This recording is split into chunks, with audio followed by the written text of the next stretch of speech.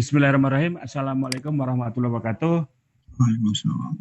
Saya dikasih kesempatan memandu kegiatan hari ini. Ada session 2 jam. Sekarang jam 9 kurang seperempat, kita tutup nanti jam 11. Untuk session pertama dari Pak Direktur nanti dilanjutkan oleh Bapak Ibu Kasubdit yang sudah siapkan bahannya. Waktu dan layar kami persilakan Pak Direktur. Terima kasih. Terima kasih Pak Heru. Bismillahirrahmanirrahim. Assalamualaikum warahmatullahi wabarakatuh. Selamat pagi menjelang siang. Salam sejahtera bagi kita semua. Om Swastiastu, Namo Buddhaya, salam kebajikan. Yang terhormat, yang kita banggakan bersama Bapak Dirjen Dukcapil, Profesor Dr. Zudan Arif Fakrullah, SHMH.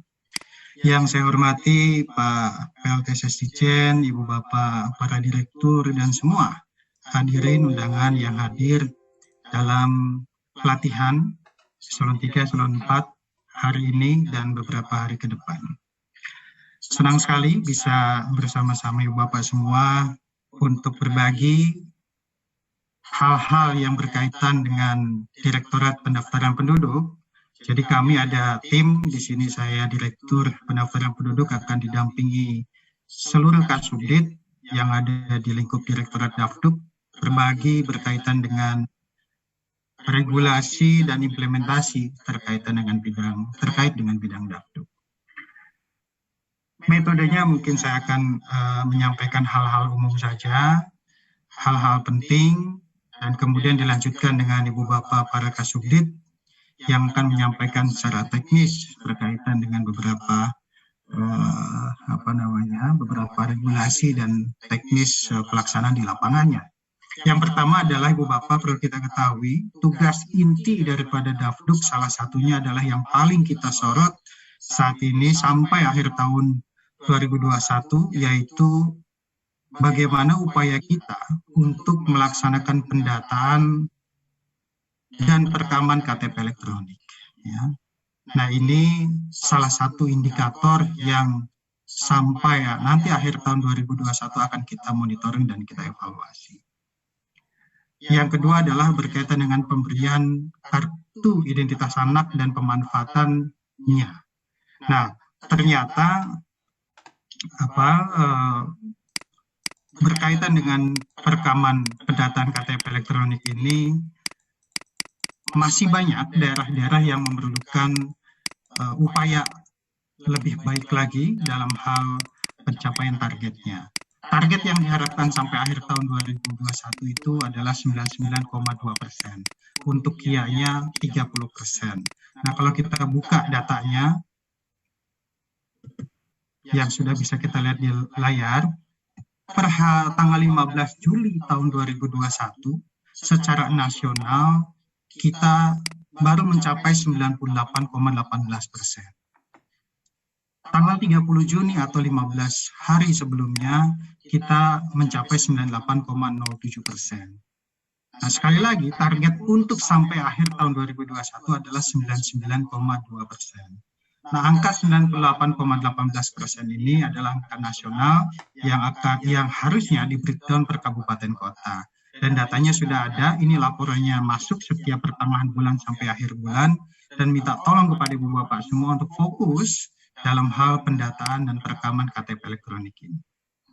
Nah, ada 50 kabupaten kota yang memang masih di bawah atau jauh di bawah target nasional, dan ini memerlukan perhatian khusus bagi Ibu Bapak semua yang masuk dalam 50 kabupaten kota itu untuk segera dilakukan upaya-upaya. Walaupun dalam rangka pandemi COVID-19 ini, cari strategi yang paling aman supaya kita bisa tetap mematuhi protokol kesehatan dan kemudian kita tetap bisa mencapai target yang diharapkan.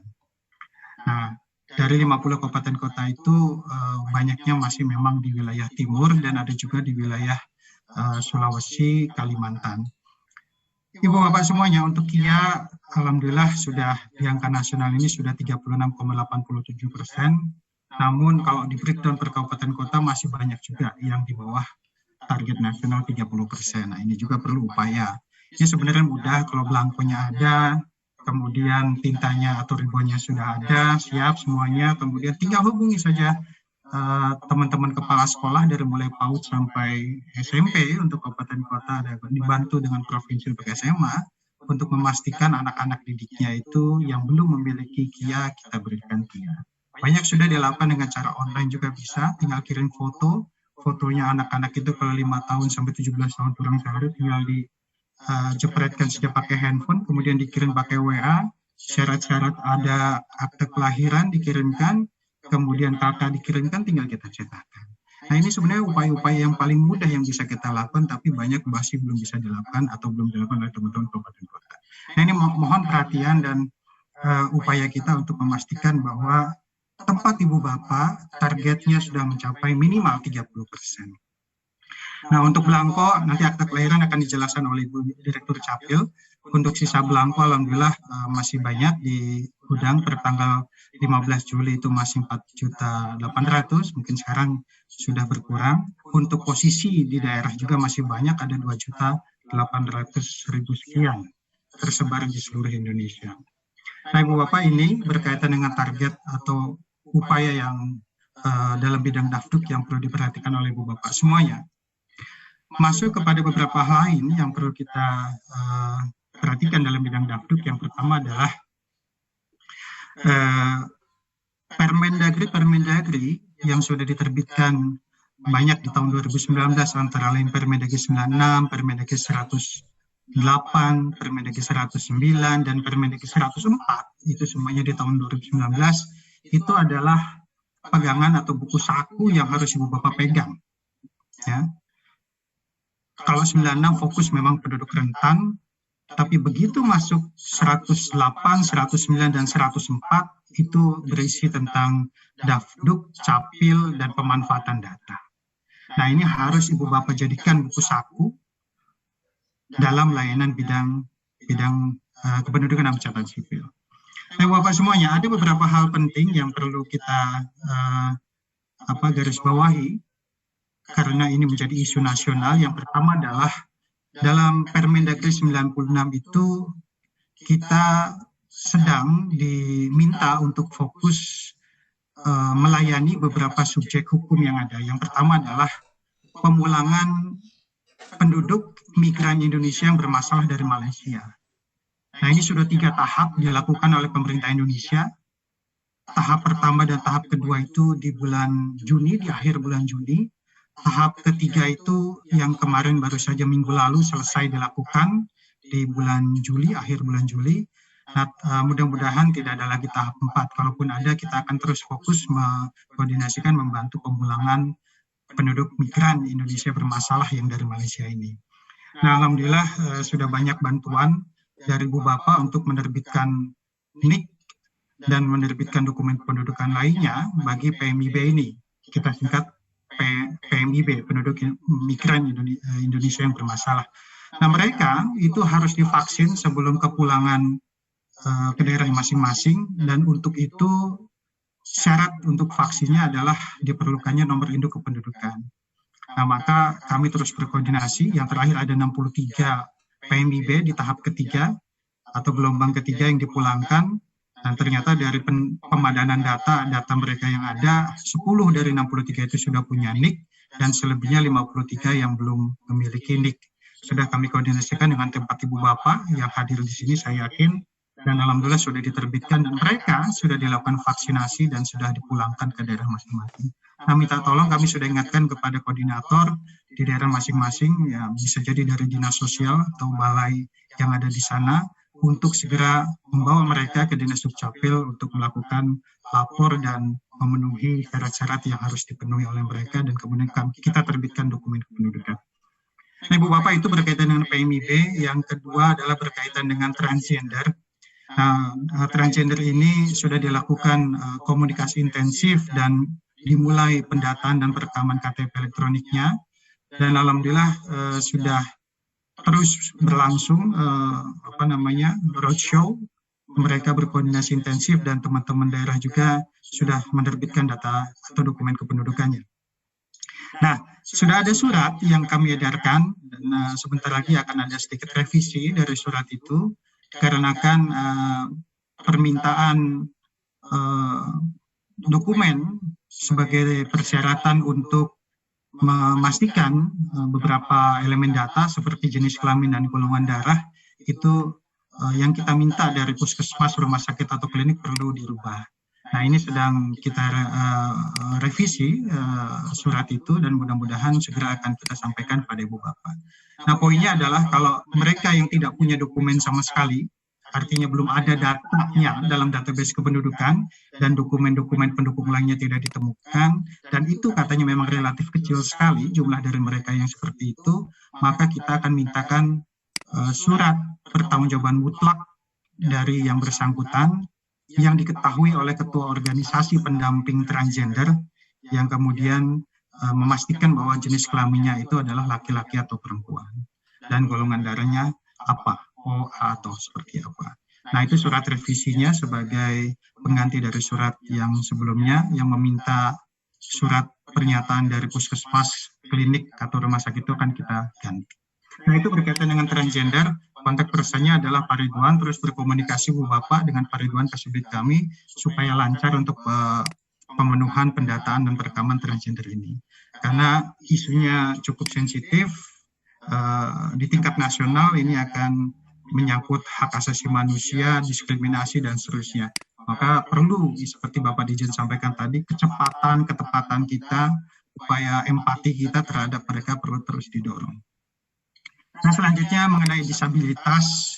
Disabilitas juga program yang sedang bergulir di tingkat nasional. Minta tolong Ibu Bapak untuk bersama-sama dengan kami, dengan pusat, nanti ada beberapa hal yang perlu kita samakan persepsinya mengenai disabilitas ini.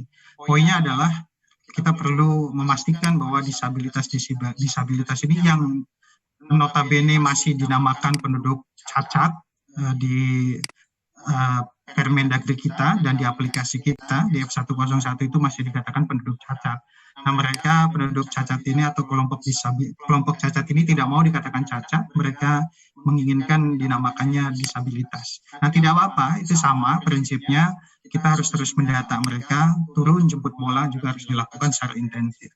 Nah, ini hal-hal sensitif dan isu nasional yang perlu kita ketahui.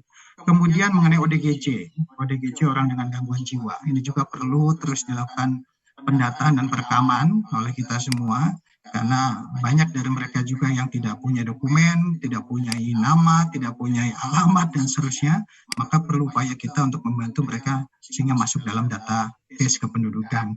Koordinasi dengan dinas sosial untuk memastikan mereka masuk dalam database kependudukan perlu terus dilakukan. Nah, mekanisme bagaimana pendataan, termasuk juga miskin kronis dan penduduk yang hidup di penghuni lapas atau rutan, ini juga perlu dilakukan. Nah, mekanisme bagaimana pendataan rekaman KTP elektronik bagi mereka yang ada dalam database kependudukan dan yang tidak ada dalam database kependudukan sudah kami sampaikan beberapa waktu yang lalu dan nanti akan disampaikan oleh rekan-rekan Kasubdit dari Direktorat Pendaftaran Penduduk. Selebihnya, hal-hal yang penting yang perlu Ibu Bapak ketahui adalah program vaksinasi bagi orang asing ya. Nah, ini kalau memang ada program vaksinasi bagi orang asing, pastikan bahwa mereka sudah ada dalam database kependudukan, sudah ada nomor induk kependudukannya, karena syarat orang asing yang lapor ke Dukcapil adalah mereka yang punya ITAS dan ITAP. Nah, kalau mereka sudah punya ITAS dan ITAP, perlu masuk dulu dalam database kependudukan untuk kita catatkan. Yang ITAS kita berikan SKTP, yang ITAP kita berikan KTPL sama KK. Nah, karena syarat vaksin sekali lagi harus memiliki nomor induk kependudukan. Yang lainnya yang penting nanti akan disampaikan oleh Ibu Bapak Kasubdit, yaitu misalnya pemusnahan belangko atau pembakaran belangko KTP elektronik yang invalid dan rusak, itu omat-omat pada Ibu Bapak, tolong dibakar yang sudah invalid dan rusak, jangan sampai diendapkan ya di kantor masing-masing. Kalau tercecer, kalau kemudian ditemukan di sampah, itu akan jadi masalah bagi kita semua, terutama di tempat Ibu Bapak. Tolong dipastikan belangko-belangko yang invalid rusak itu sudah tidak berlaku, harus dibakar. Kalau perlu setiap hari, harus setiap hari dilengkapi dengan berita acara, disaksikan dengan pihak-pihak terkait. Dan kemudian rekam cetak luar domisili, ya, khususnya bagi penghuni lapas, rutan itu perlu diperhatikan oleh kita semua. Selama tidak ada perubahan elemen data, silahkan direkam cetak luar domisili. Kemudian penerbitan pemanfaatan KIA terus dilakukan. Legalisir dokumen, bagi dokumen yang sudah tanda tangan elektronik itu tidak perlu, ya. Jadi sekali lagi tidak perlu, bukan berarti tidak bisa. Kalau hal-hal yang urgent bisa kita fasilitasi, tapi yang pasti adalah di regulasi Permen 104 tidak perlu dilegalisir bagi yang sudah tanda tangan elektronik. Kalau yang tanda tangannya masih bahasa ada cap itu silahkan masih bisa dilegalisir oleh Ibu Bapak semuanya. Nah, terakhir ada penjelasan nanti berkaitan dengan cetak dokumen kependudukan selain KTP sama KIA dengan kertas lain A4 80 gram, ya itu bisa apa tidak, itu banyak pertanyaan seperti itu. Kalau regulasi yang di Dukcapil kan Dukcapil melakukannya melakukan pencetakannya dengan A4 80 gram, ya kita lakukan itu, tapi begitu masyarakat atau penduduk mencetak sendiri di rumah kapanpun mereka mau, ya serah saja, mau dengan selain A4 80 gram ya bisa-bisa saja kalau mereka di luar A4 80 gram. Itu Bapak sebagai pengantar dari Direktorat Dafduk, kita akan lanjutkan. Saya minta masing-masing Kasubdit silahkan dimulai dari Bu Rani, kemudian Bu Dilu, kemudian Bu Wiwi, dan terakhir Pak Ridwan untuk memaparkan bahan paparan yang sudah disiapkan. Tidak usah terlalu lama karena waktu kita 2 jam, sudah kepakai saya kira-kira 15 menit, mungkin kurang. Selanjutnya kita minta kira-kira 20 menit. Silakan, saya minta Bu Maharani. Terima kasih Bapak semuanya, saya kembalikan moderator.